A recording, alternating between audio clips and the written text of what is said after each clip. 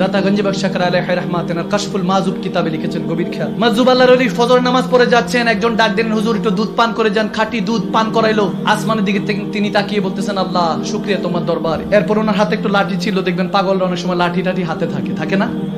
আওয়াজ দেন, থাকে না? নিয়ে যাচ্ছেন, বৃষ্টির সিজন ছিল, একটু ময়লা উঠতেছিল, লাঠি দিয়ে এরকম খেলতে খেলতে যাচ্ছেন। ওখানে মধ্যে সামনেই দুইটা কাপল বসা, যুবক যুবতী, একজন আরেকজন বন্ধু হয়তো বা বান্ধবী, যেটাই হোক, মানে হয় না অনেক সময় খুব সুন্দর একটা পরিবেশ, খুব সুন্দর একটা ওয়েদার কাজ করছে, মনে হয় যে একটু বসি একান্ত ভালোবাসার মানুষের সাথে কাটাই, যদি হালাল হয়, স্বামী স্ত্রী, তেনাদের জন্য জায়েজ, বাকিদের টিকটকদের জন্য হারাম, ঠিক না? যখন তারা এভাবে বসে গল্প করছে, ছেলে মেয়ের দিকে তাকায়, মেয়ে ছেলের দিকে তাকায়, ওয়েদার কত সুন্দর, বৃষ্টি হচ্ছে, একটা আবহাওয়াটা অনেক ক্রিয়েট হয়েছে, ভালোবাসা, একটা লাভ মোমেন্ট। যখন যাচ্ছে, লাঠির আঘাতে কিছুটা প্যাক ময়লা কাদা ওই মেয়েটার গায়ে গিয়ে পড়লো, জামার মধ্যে। প্রেমিক তো সহ্য করতে পারলো না, দৌড়ায় আসলো, দিছে এক থাপ্পড়। নাউজুবিল্লাহ। তুমি দেখো না আমার ভালোবাসার মানুষের গায়ে, তুমি খেয়াল করো না, পাগল ছাগল। তিনি শুধু আবার মাথা উপরের দিকে তাকালেন, সিমাজুবান, আল্লাহ তোমার কত দয়া, কোথাও দুধ পান করা, কোথাও থাপ্পড় খাওয়া, দেখেন না সুবহানাল্লাহ একসাথে বলা যাবে? তোমার কত দয়া, কোথাও দুধ, কোথাও থাপ্পড়। जो तेरी खुशी वो मेरी खुशी, যেটাতে जो तेरी खुशी वो मेरी खुशी, যেটাতে তোমার খুশি সেটাতে আমার খুশি। আলহামদুলিল্লাহ পড়েন না একবার।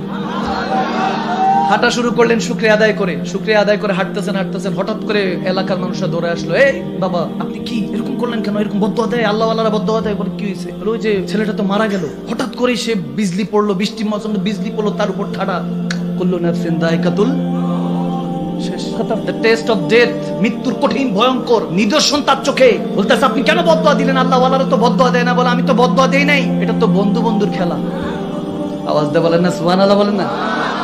বলে তাকে, তার বন্ধুকে বান্ধবীকে কষ্ট দিয়েছি, তার বন্ধুর পছন্দ হয় নাই, কষ্ট লেগেছে, আমি তো কিছু বলি নাই। আমাকে যখন থাপ্পড় দিয়েছে হয়তো আমারও বন্ধুর কষ্ট হয়েছে। সুবহানাল্লাহ বলবেন না? মান আরাফা নাফসাহু ফাকাদ আরাফা রাব্বাহু, যে নিজেকে চিনেছে সে আল্লাহকে চিনেছে। সুবহানাল্লাহ। নিজেকে চেনার চেষ্টা করুন। 5 ওয়াক্ত নামাজ নয়, তাহাজ্জুদ গুজার বান্দা হতে হবে। শুধু 30টা রমজান নয়, মাঝে মাঝে সোমবার শুক্রবার রোজা রাখতে হবে। আওয়াজ দেয় না, ঠিক না? নফল রোজা রাখার চেষ্টা করতে হবে। সবসময় ওপেনে নয় যে অমুক টাকা দান করেছি মসজিদে, এরকম সেরকম এরকম বলা যাবে না। আমার নবী বলেন ডান হাতে দান করো, বাম হাত যাতে টের পায় না, এভাবে দান করো। মাঝে মাঝে এলাকার মধ্যে গরিব অসহায় দুস্থ পরিবার, এর বাইরে যারা প্রতিবেশী আছে, মাঝে মাঝে একা একা চুপটি করে রাতের অন্ধকারে কিছু রেখে আর। সুবহানাল্লাহ বলেন। রাখা যাবে ইনশাআল্লাহ। মনের মধ্যে উদারতা পয়দা করেন। আপনি উদারতা পয়দা করবেন, ভালোবাসা পয়দা করবেন, ধৈর্য পয়দা করবেন। ইন্নাল্লাহা মা'আস সাবিরিন, ধৈর্যশীলদের সাথে কে থাকে? আল্লাহ থাকে। সবসময় মাথার মধ্যে রাখবেন, এক আল্লাহওয়ালা তেনার ভক্ত নিয়ে নদীর পাড়ে বসে আছেন, দেখতেছে একটা বিচ্ছু। শেষ কথা, বিচ্ছু একটা পানির উপর ভাসতেছে, একটা কাঠির উপরে উঠছে, আবার পড়ে যায় পানির মধ্যে, আবার উঠে আবার পড়ে যায়। দেখবেন অনেক সময় এরকম পিঁপড়া দেখা যায়, অনেক কিছু পোকামাকড় দেখা যায় পানির উপর ভাসছে, ঠিক না? পাতার উপর ভাসতেছে। তিনি তো আল্লাহওয়ালা ছিলেন, মাখলুকাতের উপর ভালোবাসা ছিল। তিনি চাইলেন যে ওই বিচ্ছুটাকে একটু কোনোভাবে পারে আনার জন্য, কিন্তু বিচ্ছুর তো স্বভাব ডাফ মারবে, আঘাত করবে, বিষ মারবে। তো তেনার ভক্ত দেখতেছেন ওই আল্লাহওয়ালা, ওই বুজুর্গ, যে তিনি ওই বিচ্ছুটাকে উঠানোর চেষ্টা করছেন, বিচ্ছুটা বারবার ডাঙ্ক মারছেন, তিনি সরায় ফেলতেছেন। এভাবে আবার ধরেন, আবার ডাঙ্ক মারে, আবার ব্যথায় তিনি হাতটা সরায় ফেলেন। এভাবে 6-7 বার হলো। তখন ওই আল্লাহওয়ালার ফলোয়ার যিনি ছিলেন, মুরিদ যিনি ছিলেন, স্টুডেন্ট যিনি ছিলেন, তিনি বলেই বসলেন, শেখ সে বারবার কষ্ট দিচ্ছে আপনাকে, কেন কষ্ট দিচ্ছেন? 7-8 বার হয়ে গেলে ছাড়েন না, সেই হালই থাকবে। আপনি উপকার করতে যাবেন, সে আপনাকে ঠোকরে দিবেন, ঠিক না? আছে সমাজে উপকার করতে যাবেন, আপনার ক্ষতি করবে, উপর উঠতে যাবেন, টেনে নিচে ধরে রাখবে। আওয়াজ দেয় না, ঠিক না?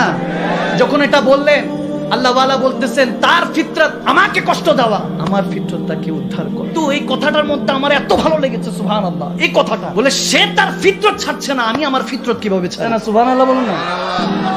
একটা গভীর বিষয় বলে গিয়েছি, যদি বুঝতে পারেন আলহামদুলিল্লাহ। আবার বলতেছেন সে তার কাজ হলো কষ্ট দেওয়া, সে যেহেতু তার কাজ থেকে সরতে পারছে না, আমার কাজ হলো ভালোবাসা উদ্ধার করা, আমি কেমনে ছাড়তে পারি? সুবহানাল্লাহ। বোঝা গিয়েছে? নিজের ফিতরত কখনো চেঞ্জ করবেন, নিজের আকীদাত কখনো চেঞ্জ করবেন। আল্লাহ তাবারক ওয়া তাআলা এই সমস্ত কথাগুলি বোঝার তৌফিক দান করুন।